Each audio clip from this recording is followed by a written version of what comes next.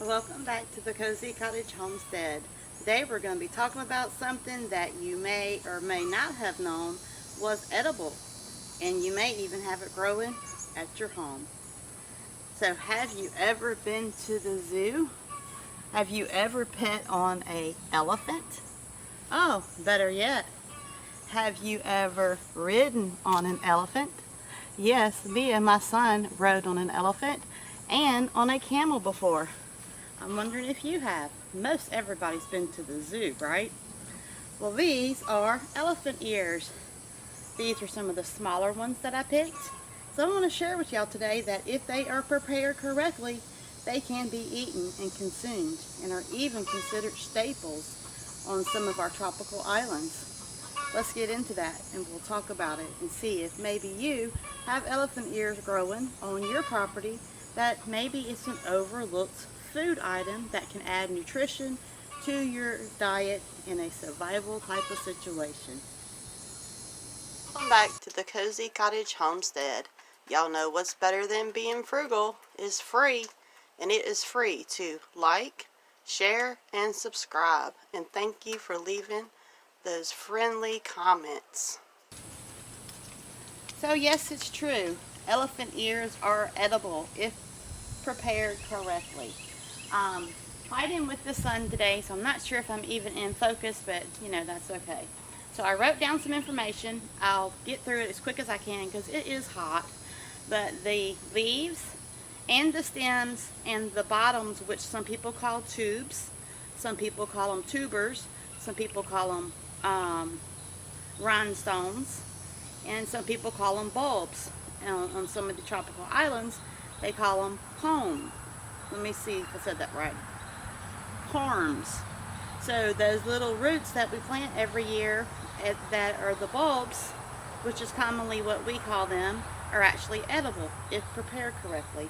So now let me jump into this and give you some information on the elephant ears. It's already hot, y'all. It's like 94 degrees out here already, so I'm going to go through it kind of fast.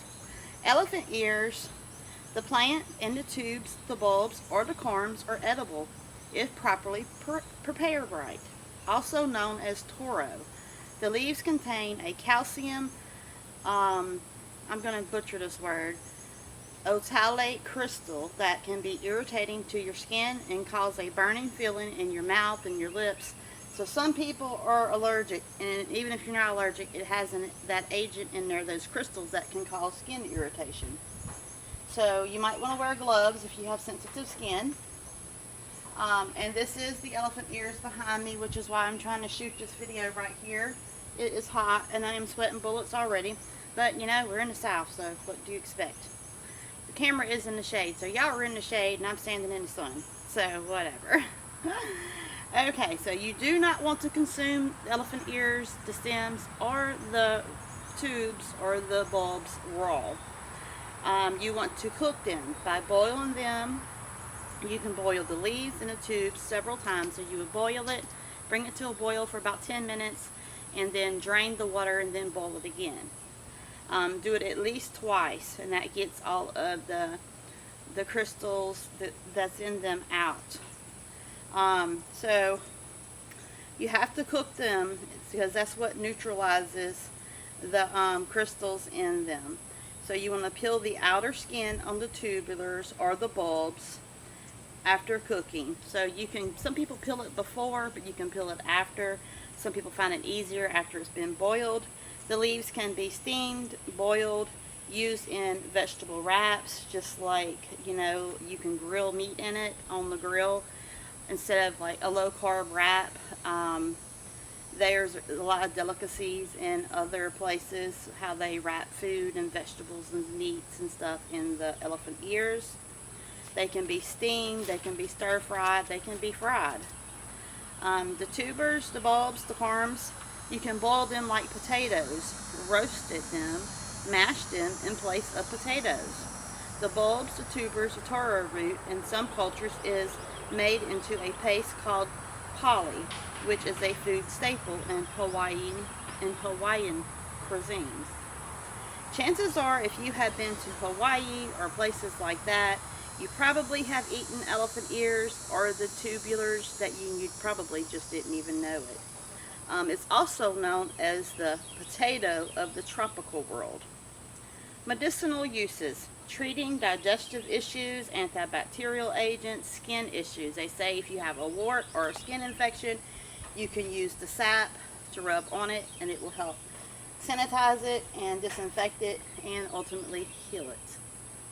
But if you're sensitive to the sap, it can cause more irritation than it can help to help it. But it has been known to help with boils, warts, skin irritations, insect bites, because of the high in antioxidant and anti properties that it has. It's also anti-diarrheal, anti-inflammatory properties. Also used to treat swollen excuse me, it's way too hot out here. Also used to treat swollen lymph glands and headaches. The leaves are rich in vitamin C, vitamin B1, B2, and niacin. And the tubulars contain an amino acid and rich in starch, carbohydrates, and fiber. Growing elephant ears is really easy. Now, do your research on it. It can be toxic to like dogs and pets if they were to dig it and eat it. I've never had a problem with my dogs messing with them, but they can be quite irritating. So look into that and see where you can plant them. If you have other animals, it may not be safe to plant them. They are perennials. You plant them once and they'll keep growing and keep multiplying, and just, you know, you can plant them with the border if you don't want them to grow very much, or you might want them to start growing and try them. They are heavy waterers. They heavy drinkers, so they are heavy drinkers. So if you live in the south and there's a low spot on your property, you can plant them there and they'll draw all the extra water and moisture to them to feed themselves. They do like sun, but they also enjoy the shade. Some of these leaves, let's see, I'm going to go ahead and cut one and show you what the sun will do to it.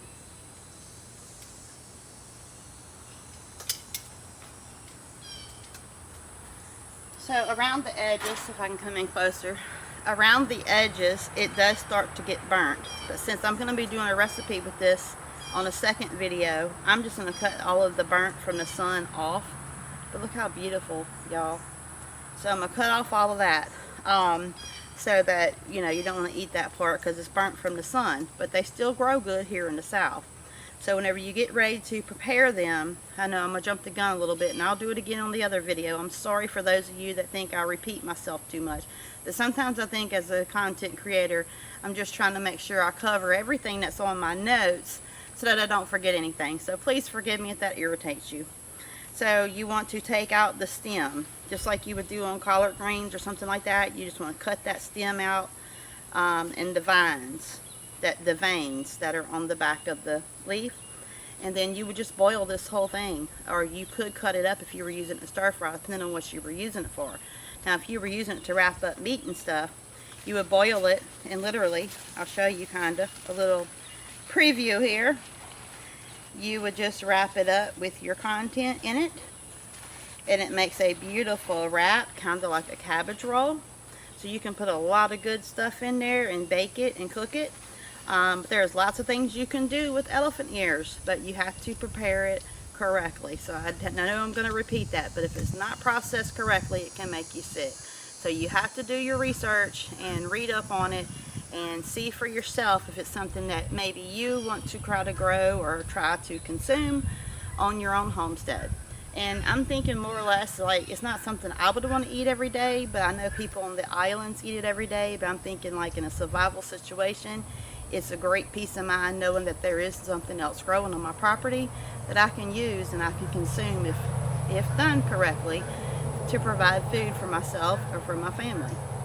So I have a few more notes, not very many.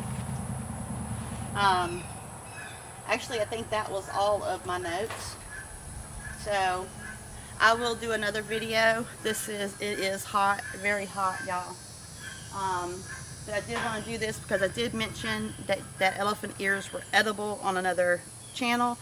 And I've been wanting to do a video on it, on a lot of things, but it's just been a lot going on. The heat for one, but My husband is having a few health problems, a lot of doctor's appointments, so we are busy. So you know how it goes from one thing to the next. But however, I'm going to keep doing my best to create content and put some stuff out there. I know I'm not a very good photographist, camera person, but you know, my channel's never been about being perfect, and I'm seeing a lot of drama on YouTube, and it just bothers me because everybody just needs to do their own thing. Everyone is unique. No one should be worried about being in competition. I most definitely have done my own thing from the get-go. I've tried a few collabs and a few this and a few that, and when I noticed that it was like a bunch of high school drama, I just backed out of there like a crawfish. I'm like, nope, this isn't for me. High school wasn't for me. All the drama wasn't for me. So the thing about the YouTube is I'm in control of my content. I enjoy interacting with those that love me and interact with me and want to support my channel. It's not perfect. It's never going to be perfect. It's just been a nice little journey, sharing information, helping other people. There's a lot of fake channels out there that are just whipping up the subscribers. You know, fake sales. You know, I could probably, you know, change up a few things if I wanted to get more subscribers. But instead, I choose to just be genuine and just be me. So I appreciate all of you that stick around, that enjoy my content. I hope you find my content genuine. I hope you find it helpful, maybe inspiring, and yes, maybe even a little goofy sometimes. But you know what? I like to have fun. And people need to loosen up. Just enjoy life for what it is. We're only given so much time here on earth. So it's been sad seeing a lot of channels that I used to really enjoy just kind of go down that rabbit hole and get tied up in all the drama. But anyway, all I can do is keep moving forward. I'm only responsible for me, and I'll pray for the others. So thanks for joining me today. Oh, and don't forget, I will be doing a video on how to prepare these elephant ears and make it into a yummy, delicious meal. So farewell, Homestead family, friends, and neighbors from the Cozy Cottage Homestead.